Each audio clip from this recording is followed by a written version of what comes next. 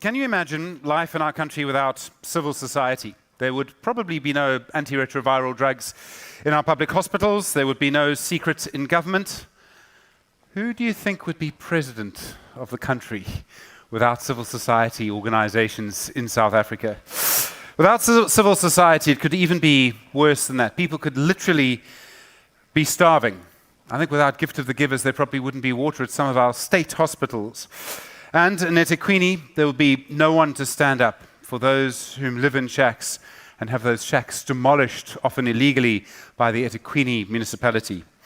In fact, can you imagine what the flooding in KwaZulu-Natal would have been like without NGOs? Would bits of KZN look pretty much now as they did literally the day after the flooding? This gets to the point of how important civil society organizations have become. So weak is our government that government's almost given up on some services and they're provided by NGOs instead.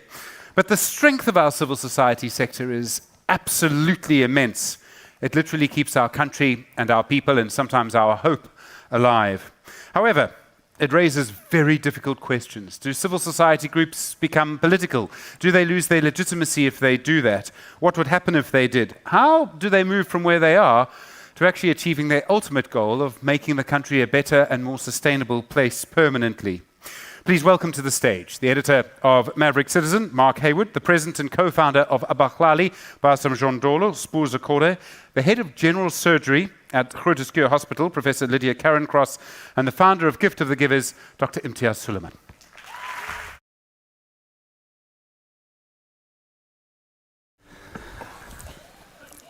Good afternoon, everybody. It's wonderful to be with you, but it's particularly a privilege for me, and I think for all of us, to sit here with three of South Africa's bravest, most tireless, most imaginative activists. Yes.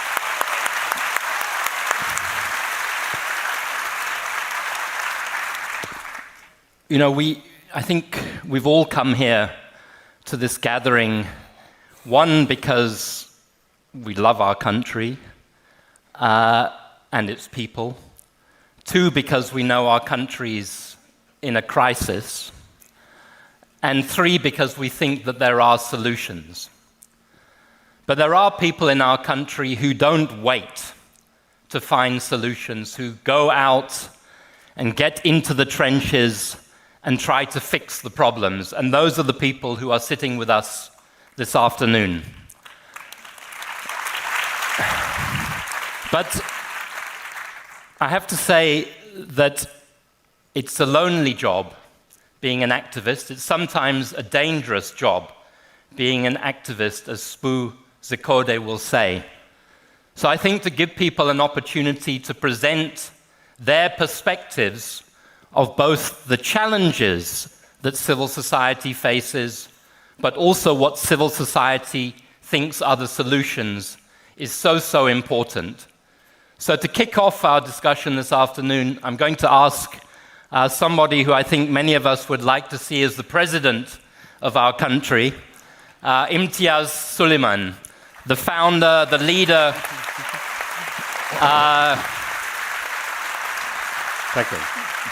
Thanks. The fixer. Imtiaz, will you just frame our discussion? What are the challenges? Is there cause for hope? Where do we look for that hope? Thanks, Mark, and thanks, Daily Maverick, for setting this up today. And thank you, everybody. I've been to many places in the country. I've been speaking throughout the country since the beginning of the year. And wherever I go, it's the same thing. Is there hope? What's going to happen to the country? Are we falling apart? And we have to look at mindset change. We have to look at the psychological and emotional trauma, because the country has been traumatized in the last few years. The floods of 2019, COVID caused a major havoc in 2020, and fear came to the people with the civil unrest in KZN in 2021. And then came the floods again, the corruption, the load shedding. But we need to look at this in context. These are things that have affected us. It doesn't mean it's the end of the world or the end of the country. I need to take you back to something which is the most significant event in the history of our country. You see, on 27 April 1994, days before that, everybody was terrified. You stock your houses with food, get your passports ready, and get your jewelry and gold and diamonds, and you're going to take the flights and leave the country. People were terrified. The world media sent all the war rooms here, expecting a major eruption in South Africa. For the international media, it was the most boring event that ever took place in our country. Nothing happened. And in that nothingness was a great message. The message was this, that the people who have been oppressed and marginalized and locked up in detention without trial and lost their family members didn't erupt with vengeance. They didn't come to kill everybody. There was no extremism. They were very forgiving, had full of faith, had fear of God Almighty, and did not want to destroy the country. And that same mentality, in spite of the hardship and difficulty, is still pervading throughout societies in our country, in the most rural areas. The media says hunger is going to cause people to die, cause conflict and friction. It's not going to happen. In Eastern Cape, they've been dying from hunger since 2002. As I'm talking to you now, there's children dying of malnutrition every single day in Transkei. Not one of them, hundreds of them. You go to different camps, when we respond to a fire, when you go to them, they say, don't worry about clothes and blankets, give us food. How did you get so hungry in 2 hours? They haven't been hungry for 2 hours. They've been hungry for days and for weeks. And in spite of that, they're still patient, they don't fight, they don't cause friction. I'm a disaster tourist. I don't do normal tourism. I've been to countries where people of the same faith, same religion, same color, same nationality have torn each other apart. It's happening all over. And they try to pick up the pieces from their hardships and their difficulty. We're nowhere near that. So the first thing to get right in your head is the country is not falling apart.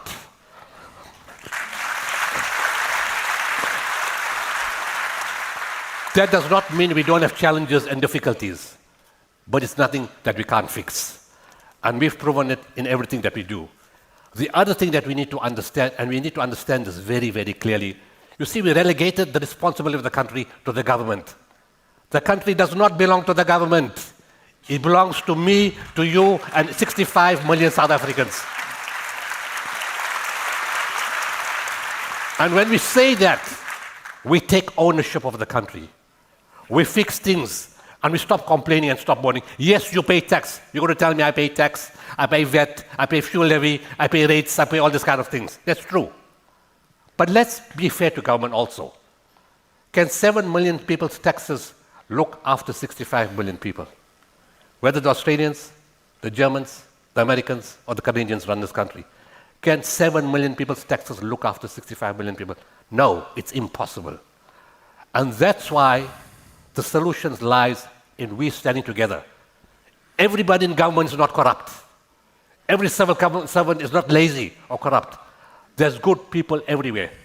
So as starting the introduction, the framework or the mindset is that we need to hold the hands of good people together.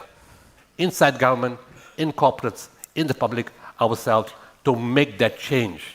And there are many ways to make that change with one common purpose: return the dignity of people in South Africa. And I think I'll stop here. Thanks, Imtiaz. Your last point is so important. Return the dignity of people in South Africa. And yet, there are millions of people in our country who are denied dignity on a daily basis, denied dignity through hunger, denied dignity through access to housing, denied dignity through access to quality education. Spu Zikode, you're president of Abahlali Basem Jondolo, a movement of shack dwellers, seeking, I believe, access to houses, access to food. Will you give us your perspective, but will you also give us your perspective as somebody who is an activist, as I understand it, who has to live with bodyguards, who leads a movement that has had, I think, 24 people killed, murdered, assassinated since 2009, 4 people assassinated in the course of 2022. How do you operate at this moment in time, and how do you grapple with these issues that Imtiaz has been talking about? Thank you very much, Mike, and I am very honored to be sharing this platform with such a wonderful people, Dr. Sooliman, as well as Dr. Lydia next to me. So as Abahlali baseMjondolo, we've been committed to social justice, equality.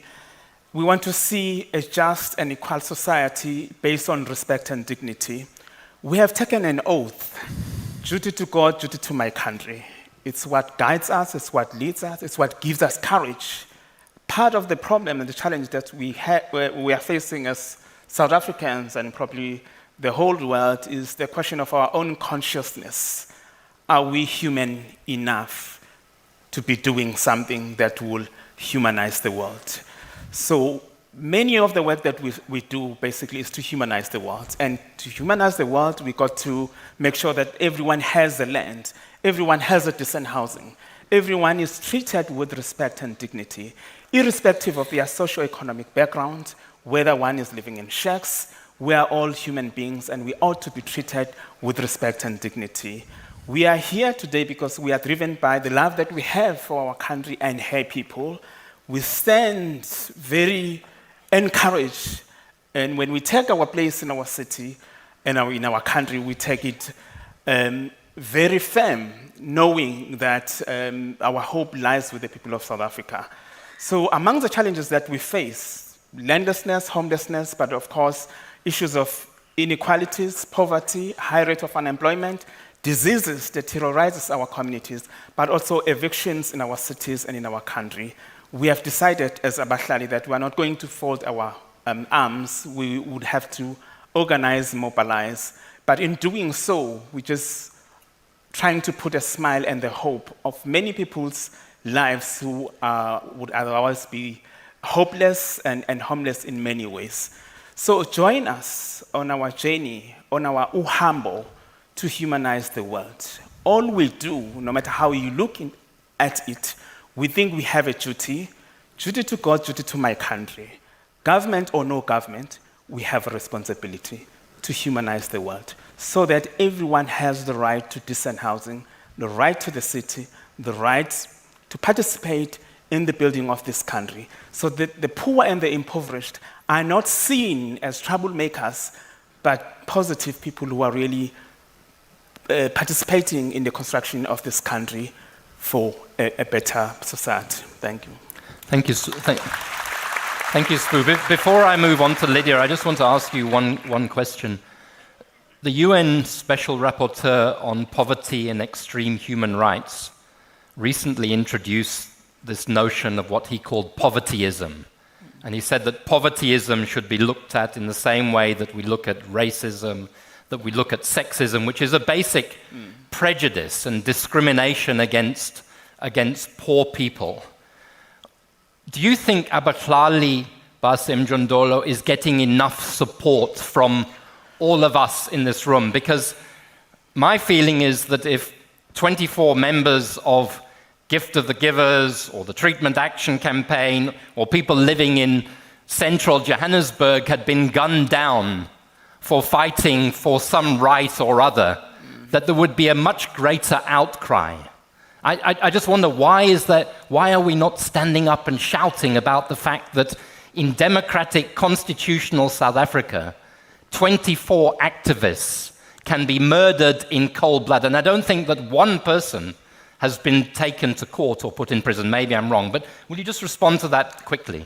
Yes, Mike, we are very devastated, shocked, but also surprised with the level of impunity, but also the silence of many communities in South Africa.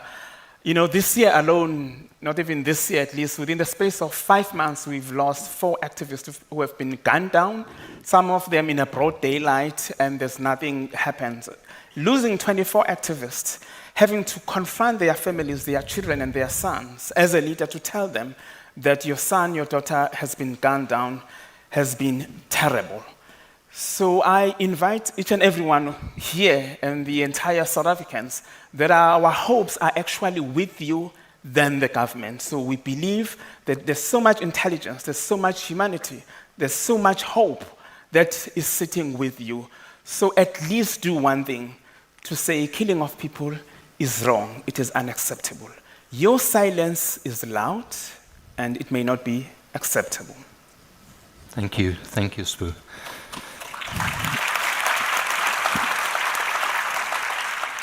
Lydia, a surgeon, a health activist, where does health fit into this picture of social justice? I mean, everybody is aware that the health system is broken. Can it be fixed? And what is the role of activism and people like you and people in this room in trying to fix this healthcare system? Is there hope? Thanks, Mark, and thank you for this panel. I'm very honored to be here. So where does health fit into this? When you have a society in distress, that washes up at the doors of your health system. In the winter months, we see the victims of shack fires and the paraffin gas stoves that fall over. We see the bleeding ulcers from our youngsters on TIC and other drugs. We see the gunshot injuries from the violence happening in our townships. We see the cancers from asbestosis and silicosis from our gold mines. We see the malnutrition amongst our children because of lack of food. So when you have a society in distress, your health system is in distress. And every health system will buckle, and many health systems will break. So part of the reason our health system is buckling is because we are dealing with a society, presiding over society that is in deep social and economic crisis. But even within that, our health system, and I won't go into the problems because we know them well, we have divides between private, public, urban, rural, tertiary, primary levels of care. And fundamentally, we have a disconnection between our health system as a service and the communities that it serves. And we see that every day in the newspaper reports and the anecdotes of people waiting in queues for 8 hours, delivering babies at home before the ambulance can come, long waits for theatre operations, hospital beds. But what I want to tell you about today as well is the tremendous potential of our health system. So we have 4,000 health facilities in this country. Over 3,000 of those are primary healthcare facilities. We have some of the most sophisticated tertiary and quaternary services on the continent and even in the world. We are able to do robotic surgery, transplantation. We have genomics expertise. We have some of the best medical and surgical specialists and best training programs in the world as well. We have 30,000 doctors, 10,000 specialists, 280,000 nurses, several physiotherapists, psychologists, and occupational therapists. So we have a tremendous health human resource, and we also have a health infrastructure, which is the envy of many of our neighboring countries and even beyond. So why is it that we can't fix this? So for me, we have to get back to some of the nuts and bolts of building a system. We need to get the right people into the right places. Our health workers need to be placed into the posts that are vacant at the moment, of which almost 30% are vacant in the public sector. So we need to fund and fill those posts. And before anyone says that health workers don't want to work in the public sector, I can reassure you that they do. We train doctors all the time who are looking for employment in our public sector. People are willing, able, and wanting to serve. Secondly, we need to train our health managers so that every single leader in every single one of those 4,000 health facilities knows how to run a health facility, is accountable for their leadership, is accountable for their budget and their financing. So these are not high philosophical issues, but this is actually what makes the system work, that every single manager stands out of the way of their clinicians, creates an enabling environment, and makes a space for the talent to shine through. And then the last big thing I think we should fix is within every community, and we saw it come up during the COVID pandemic, we have those natural leaders in health. They are part of our youth clubs and church groups. They popped up in soup kitchens and women's circles. That natural leadership for health in the community needs to be empowered, given voice, it needs to be given visibility in a formal and structured way through legislation and through interface with the health system. So we have the people, we have the passion, we have the talent, we have the commitment. We just need to fix the system so we can unleash that potential. So let's go there. You say we need to fix the system. Imtiaz, sometimes I feel as if you're everywhere at the same time. Do you get tired? And can we keep going on where activists like Gift of the Givers, like Abahlali, step in where the state fails, plug holes in the sinking ship? Or do we need to fix the system? And what needs to be done to fix the system in your views? Can we continue to depend on handfuls of activists? Or do we need everybody to find a role as an activist in fixing this country? Mark, yes, I don't get tired, that's true. Because when my teams go out and they ask me what must I do, I tell them one line. If it's your wife, your child, or your mother, what would you do? And we need to understand from a privileged situation that there are people suffering on the outside. And as part of gratitude that we're not on the other side, it drives not me only. My teams are built for that. They can work 365 days a year, which they did through COVID, delivered food parcels in lockdown, went to 210 hospitals, supported the healthcare workers, brought hope to them, gave them support to keep the system afloat. Because this is not about physical support, it's about mental health. And the teams that we have do that. And the country is in that kind of crisis where mental issues are strong and people have hardship and difficulty. So we have to do that. I'm going to finish with your question just now. I just want to raise some other issue, and I'll come back to that. You asked about why people are not making a noise about informal settlements. We again need to have a mindset change. You see, in our mentality, informal settlement people are troublemakers. That's the mindset that we have. They steal, they're filling up the place, they're staying around us. Now, unless you are very remote from the real situation, these are not some foreigners or some aliens. These are human beings. Last week, 2 weeks ago, we were in the Masiphumelele fire. There's another one 2 days ago. We're back in the same place. When we walked into the camps, you get the stench of sewage in the camps itself. You see the houses, I don't want to call them shacks, it sounds indignified. Their homes destroyed, the corrugated sheeting gone, all on top of each other. Everything is burned. The child comes from school, no uniforms, no blanket, no bed, everything is gone.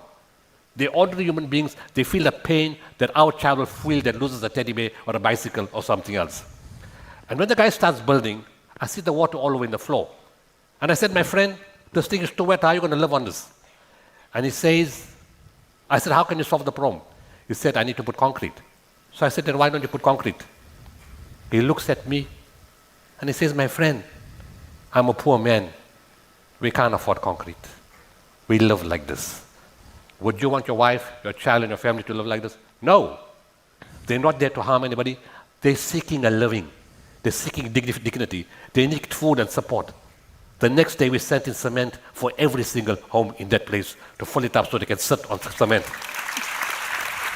But that's Band-Aid. It's not the real solution. To fix the system, carry on, you ask me a question? No, continue. Oh. In the short term, we have to support government. There's no other way it's going to happen. Because every government department, you ask them to do something, the one line comes, we have no money. Every department tells you the same thing, we have no money. And that's a fact. A lot of money has been pilfered, state capture, extravagance, giving contracts to the wrong people, paying for stuff that's not delivered, paying millions of rents, bringing hope, drill 30 balls and 26 don't work, and there's no money to drill more balls. So yes, we've got to fix the system. But the fixing the system can't be done outside only. It has to be done inside of the government too. Strengthening the SIU, the Hawks, the National Prosecuting Authority, the Investigative Directorate. And we're seeing signs that those things are starting to pick up now. SARS and everything else are starting to pick up and fix. So whilst that's being done, let's make it practical. We'll say, government, we give you 4 years. 4 years to fix the nonsense. Don't give a contract to your cat, to your dog, to your grandfather, your brother, and your sister. Give it to people who know how to do the job. That's the first thing. Secondly, corporate South Africa must really look at how they're spending their money and to make sure that we use it in measurable deliverables. So let's go to the health system. I'm only going to give you one example. As part of the health system, it says that they're cutting registrar posts. Now, if you cut registrar, it's the most critical and the most ridiculous thing to do. You cut registrars, it means you don't have consultants, you don't have specialists, you don't have academic medicine, you don't have proper care for patients. So going upwards, we don't get specialists, and going downwards, there's no registrars to train the children at the bottom. So we tell government, okay, you say you got no money. We're not helping government, we're helping our communities. We need to understand that we're not helping government. We're helping our people because you, me, my brother, sister could be on the other side needing that help. So we are there to help our community. So I made a call to corporate South Africa. Let's fund 500 registrars in academic medicine. Each registrar costs 1.2 million rand a year. It's not a lot of money for a guy that's going to see 30 to 40 patients a day for 12 months, that's 10,000 patients or more.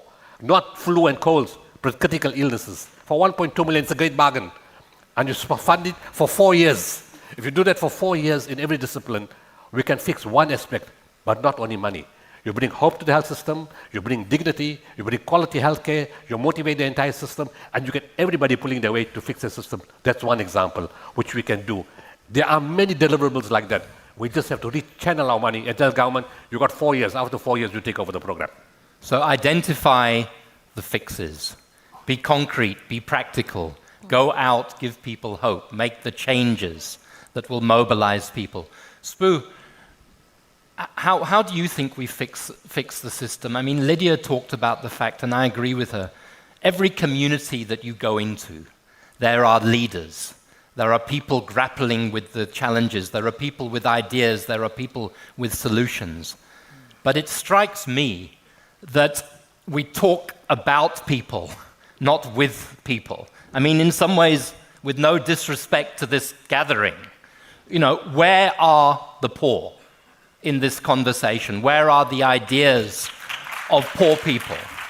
When are we going to start getting over these barriers? Do you think this is a problem for, do you feel it as Abahlali, that marginalized because of the type of prejudices and views that Imtiaz was just reflecting on now? Well, thanks to Dr. Sooliman for reminding us that we're still in the informal settlement, which is why we deserve to be killed with so much impunity. And that's the sentiment that most working class people think, that if you are black and poor, that makes you criminal automatically. So there needs to be action, both within government and, of course, outside government. And I believe that there's so much skills here in the room in South Africa, outside government. And I think there are very few people within government that can always be blamed, not to suggest that government should not be, be assisted in terms of its, improving its institutional capacity to deliver. But I think we, as you are saying, it cannot be done without the people. So we have the responsibility to fix government, institutions that are not delivering, but somehow also get into the morale of the people that are within government. Because we have the system there which is corrupt, broken, but sometimes with the wrong people. But also there are good people within government that needs to be supported, that needs to be encouraged. So as the people of South Africa outside. So I think we are not doing our own oversight as communities outside government, which is why we are taking responsibility as Abahlali and many other organized formations within the civil society and grassroots organization to say, Dr. Sooliman has just reminded us that this country does not belong to government. It does not belong to the party. It belongs to the people of South Africa. Hence, we are very clear that when government fails, when every institution has broken down, our hope is in this room. Our hope is with the people of South Africa, because it's just few bunch of people that are in government that are messing up, the opportunities that are there. So I think we all have the responsibility to advance and make sure that government deliver to its promises, but not to its promises, to what the people of South Africa want. So we have what is needed to fix the system. One is to correct our own morale, is to be knowing what we want. But secondly is to make sure that those that we put into power to save us are clean, are reliable, and honest enough to deliver to the mandate of the people of South Africa. They are not doing their own things. We should be accountable to the people that puts government into power. I don't think we are doing enough to hold government accountable, and those who do hold government accountable are being killed. As you will know, whistleblowers and many activists in this country are just murdered. So who would then hold the government accountable? Who would ask questions if we were to be silenced and watch them chowing all the money that should be really helping people out there? But how do we get that accountability, Lydia? I mean, how do you get it in a healthcare system? Thanks, Marcus. Save the best question for me. I'm sure you have thoughts. I mean, apart from being a surgeon, you're part of the People's Health Movement, the TAC. Yeah. How do we build this? So I think there are levels of accountability. So when we sit here and say we must hold government accountable, it seems like an insurmountable task. But actually, our state structures devolve all the way down to your local clinic. And I speak around health because I know that area better. I'm a civil servant.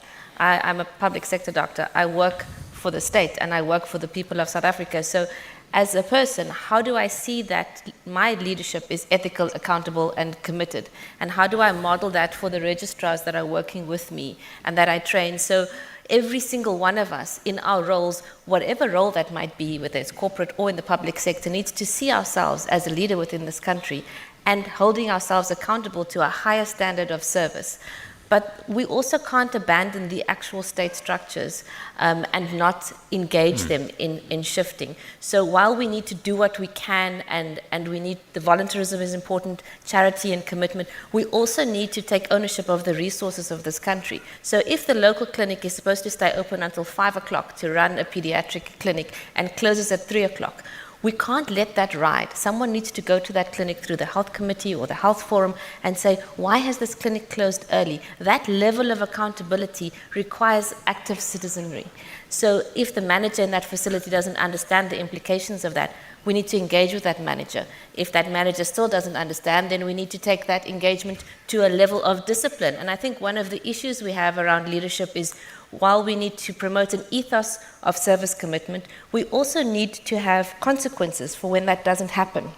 And I think at many, many levels of leadership, that doesn't happen in South Africa. So it's not enough to say what the framework is and what the principle is, but also what the consequences of transgression are.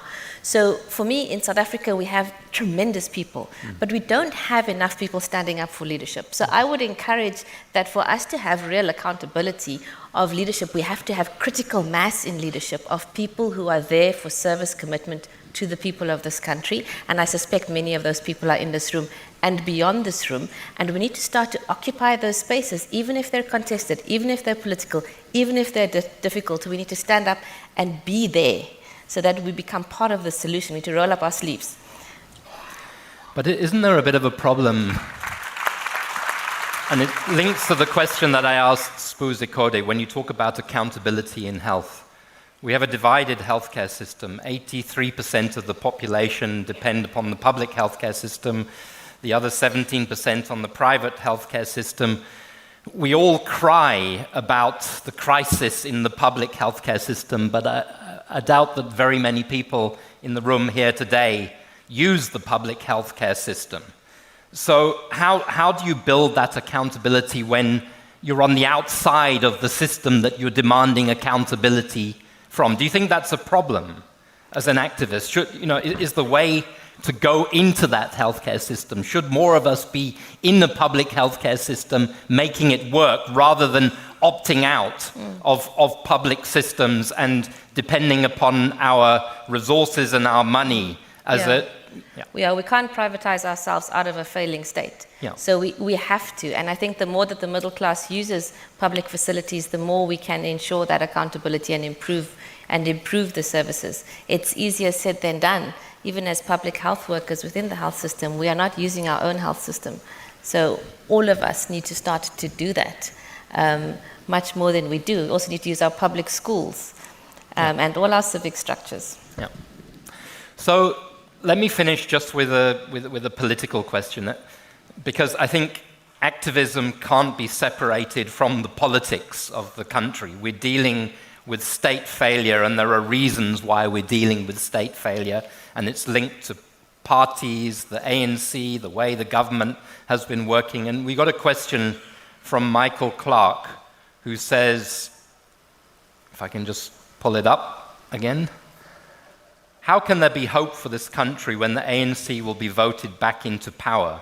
At the end of the day, when the corrupt are voted back into power, we are screwed.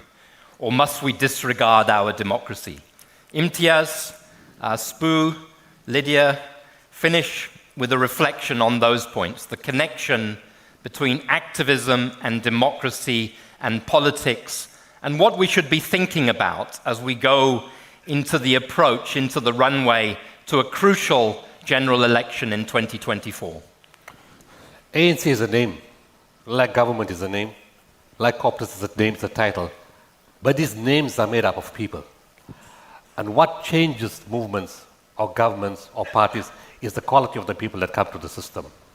As a society, we need to drive 4 guiding principles that will save this country and any country in the world.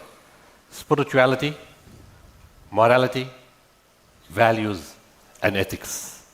And these are the kind of systems, principles, because it's not only about government, to be fair. A lot of corruption comes because of the corporate world. Everybody says government is corrupt. Who starts the corruption? We need to be blunt and clear about this. In the health system, we complain the government is not doing the job properly. How many doctors moonlight, don't serve the time, run private practice, and run away from the hospital when they're supposed to be seeing to the patients? So everything's not the government's fault. There's a crisis of morality and ethics within individuals, within the system. The new generation does not like what it's seeing. I know of the new generation meeting me and saying, how do we replace the existing government? And this generation is black. So there are changes and people are saying, we want better quality of life. It's no easy ride anymore. There's friction in the ANC and there's thought processes in the country. It's no more race issue. It's about service delivery. People don't care what color skin runs the country anymore. They want people who will improve the quality of their lives. That's what they're interested in. If anybody can come and put the country right, bring back dignity, bring back the right principles, bring back ethics, bring back service, people will support that kind of movement. And any intelligent political party will realize that you put the best people to serve in your political party. At some point, you're going to fall apart. And you've been seeing the figures drop in percentages over every general election. At some point, your percentage is going to go well below 50, and you're not going to be in power anymore. So you want to be in power? Understand why did you come to power. Are you with the great movement of Oliver Tambo, Walter Sisulu, and Nelson Mandela? Did you come there to serve the country, or are you there now to serve yourself? If you're there to serve yourself, I got a message for you, leave. You shouldn't be inside there. Leave the country. Thanks, Dr. Sooliman. Spoo. Well, it is for that reason why we continue to organize every day. We try to build our own power from below, the power of the impoverished and the power of the working class, because we believe that it's only when we are enlightened, as a community, it's when we can then know what we are voting for. We have that great responsibility because almost every day we get told that we are going to City Council, to the legislature, to eat for you and to eat on your behalf. They tell us on our faces when we question them that knows because we are there to eat, and to eat for you and to eat on your behalf. So that's the attitude that is there with the people in government, which is why it is important that South Africa needs to take back South Africa. We need to restore hope of this country back to its people. That responsibility lies with us, not with the politicians, not with the political parties. It is important that we continue, therefore, to organize, but to conscientize, to educate ourselves through popular forms of education and others, so that our people cannot be robbed of their dignity continuously. So we are worried that we continue to vote in the manner that we do, knowing very well that we are voting for our own grave, we are voting for hunger and starvation, and all the social ills continue to terrorize our communities. And I think it's high time that we rethink voting. Now, the power lies with the people, not with the political parties, not with the politicians. In order for us to restore hope for South Africa and many of its people, it is high time that we take back our country from those who have robbed us, for those who deceive us every day, for those who steal from us, but for those who threaten us with guns every day. We try to raise questions, we try to, build hope and restore hope for this country. For a very long time, we've been raising these questions, of accountability in government, of corrupt high politicians, because that's what we are normally known for. We name and shame those who are implicated in corruption, and the price that we have paid is immensely. We've lost comrades simply because of the very same question you are asking, but I think it's high time that South Africa takes back your country from those who continue to rob you. And we will. We will take back our country. Lydia. Yeah, thanks, Mark. In the 1 minute left, I think it's very difficult to grapple with power in a democracy which allows you to vote once every 5 years and that's it, and that's your contribution to power structures within the country. So we need to shift from that kind of representative democracy to a participatory democracy, and we also need to grapple with the national politics of the day, which is also party politics of the day. I don't think we can abdicate responsibility for what is happening in our parliament, for what's happening within the political domain, which I think to a large extent we have done in our different activist spheres and circles. We're mobilizing around water, around housing, around health, around education, but we also have to mobilize around what is going on with our state. And we shy away from that because that means grappling with party political issues, which are based on loyalty, based on voting according to race and class, and not voting according to what is the next right thing to do and who is the next right person to put into that position. And maybe sometimes the next right person should be Sbu, Imtiaz, other people that are not there and that we don't traditionally see in these kind of political positions. I don't think we can get away from grappling with power, and if we don't take this on, I suspect that in 10 years' time we will hang our heads in shame when our children ask us what happened to our country. Thank you. Thank you very much, Lydia.